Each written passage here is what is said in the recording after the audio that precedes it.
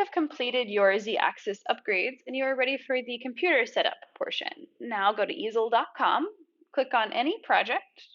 Once you're in the project, you will click on Carve. This is where you will be able to unlock your motors if you have not already. Mine are. So I'm going to go ahead and exit out of this and go up to Machine and then into Advanced. And then once I'm in Advanced, I'm going to go to Machine Inspector. And this is where I'm going to change my GRBL firmware settings. I wouldn't recommend making any changes that you're not familiar with. For the Z-axis upgrades, we are going to change 3 values. The first value we're going to change is the $102. And we're going to go ahead and set that to 49.909. Hitting Enter will show OK, that the setting kept for us. Now we're going to do 132 equals 152.4, Enter, and then it will say OK to show the setting changed for us.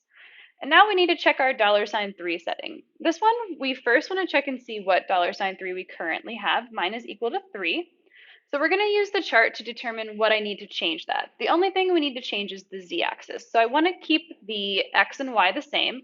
So if I look at 3, I see that x and y are both y and z is n.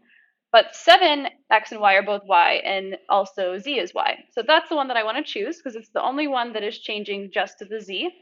So now I go over here and I do $3 equals 7, hit enter. That should say OK.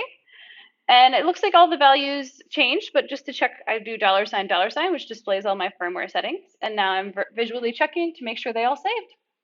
And you should be all set. Thank you.